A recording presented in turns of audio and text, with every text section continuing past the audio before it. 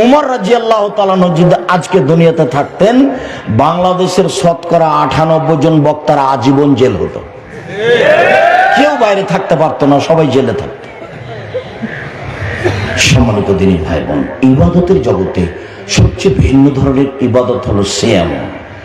উমামা বাহিলী রাদিয়াল্লাহু তাআলা আনহু বলেন, আমি একদা আল্লাহর নবীকে বললাম, আল্লাহর নবী, আমাকে একটা আমলের কথা বলেন তো, যাতে আমি জান্নাতে চলে যাব। তখন আল্লাহ রাসূল বলছেন, উমামা, তুমি সিয়াম পালন করো। ইবাদতের জগতে সিয়ামের সমপর্যায়ের কোনো ইবাদত নেই। আবার আল্লাহর নবী, আমাকে একটা আমলের কথা বলেন তো আল্লাহর নবী, যেটা করলে আমি জান্নাতে চলে যাব। তখন আল্লাহ রাসূল বলছেন, উমামা, তুমি সিয়াম পালন করো। ইবাদতের জগতে সিয়ামের সমপর্যায়ের কোনো ইবাদত নেই। এই ছেলে, এদিকে দেখো। জি ভাইজান, আপনি একটু দেখেন তো, মুরব্বী মানুষ আপনি। এটা হলো সিয়াম, এটা হলো সালাত। আল্লাহ নবী বলছেন, এর সমপর্যায়ের কোনো ইবাদত দুনিয়াতে নাই। এটা সিয়াম, এর মতো কোনো ইবাদত দুনিয়াতে নেই। এখন যদি কেউ বলে সালাত সিয়ামের মতো, হবে না। কেউ যদি বলে সালাত সিয়ামের সমপর্যায়ের, হবে না। হজ হজ সিয়ামের মতো, হবে না। হজ সিয়ামের সমপর্যায়ের, হবে না। তাসবিহ তাহলিল জিকির আজকার সিয়ামের মতো, হবে না। সিয়ামের সমপর্যায়ের, হবে না। এটা সিয়াম।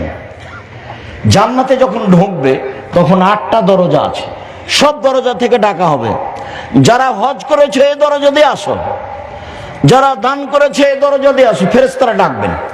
যারা সালাত আদায় করেছে এই দরজা দিয়ে আসো, যারা সিয়াম পালন করেছে এই দরজা দিয়ে আসো।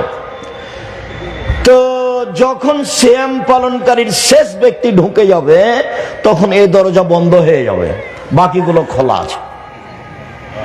একটু বুঝি, হজ পালনকারী সালাতের দরজা দিয়ে ঢুকতে পারবে, সালাত আদায়কারী দানের দরজা দিয়ে ঢুকতে পারবে, কিন্তু সিয়াম পালন না করে এই দরজা দিয়ে ঢোকা যাবে না।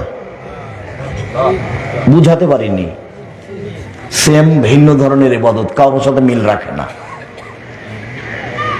শুনুন, 4টে জিনিস বিচারের মাঠে কথা বলবে। 1 সিয়াম, 2 কোরআন, 3 হজ কবুল হলে কালো পাথর হাজরে আসওয়াদ, 4 আঙ্গুল। তাসবিহ দানায় তাসবিহ গণনা করবেন না, আঙ্গুলে তাসবিহ গণনা করবেন। একদিনও যদি ঠিক না হয় তবু আঙ্গুল। আব্দুর রাজ্জাক সাহেব, থামেন, আমি বৃদ্ধ মানুষ তো, আমি আঙ্গুলে গুনলে আমি পৌঁছিতেই পারি না, কি যে হয়। তাই তাসবিহ দানা জীবনে যদি একবারও ঠিক না হয় তবু নেকি পাবেন।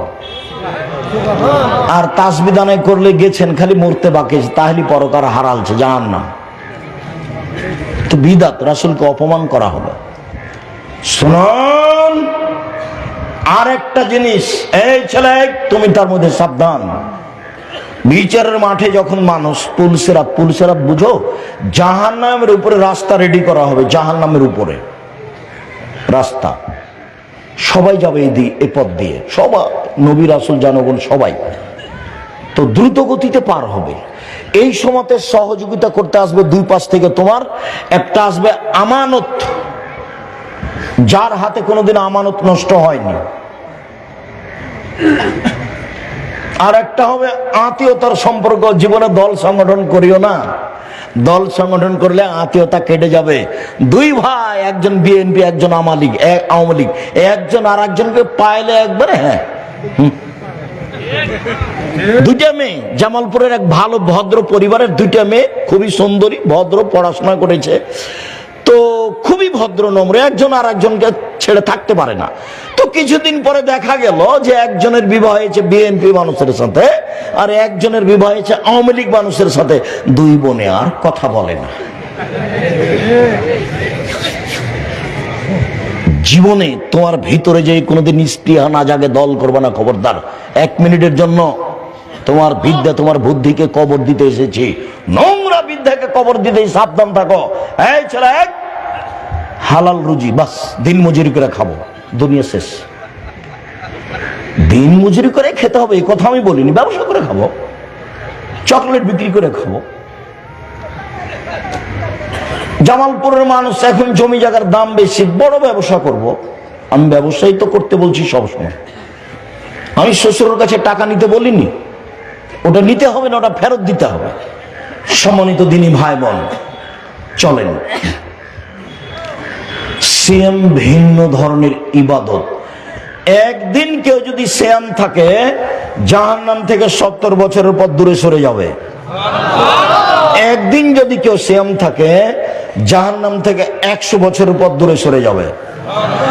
একদিন যদি কেউ সিয়াম থাকে, তাহলে জাহান্নাম থেকে 500 বছরের পর দূরে সরে যাবে। 3টা হাদিস 3 ধরনের। যাক, ফলাফল জান্নাত।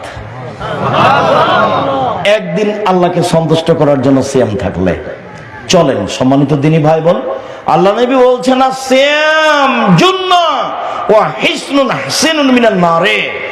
সিয়াম হলো ঢাল, বিপদ থেকে বাঁচার জন্য ঢাল। সিয়াম হলো দুর্গ, জাহান্নাম থেকে বাঁচার জন্য দুর্গ, নিরাপদ স্থান। তো সিয়াম পালন করে নেকি হচ্ছে না জান্নাত? জাহান্নাম থেকে বাঁচার নিরাপদ মাধ্যম সিয়াম। আল্লাহ নবী বলেন, পৃথিবীর মানুষ শুনে রেখো, পৃথিবীর মানুষ শুনে রেখো, আল্লাহ তাআলা বলছেন, কুল্লু আমাল ইবনে আদম ইজাফুল হাসানাতু বিআশরি আমসালিহা আলা 700 যায়ব। আদম সন্তানের সব নেকি 1 থেকে 10, 10 থেকে 700, আরো আরো আরো।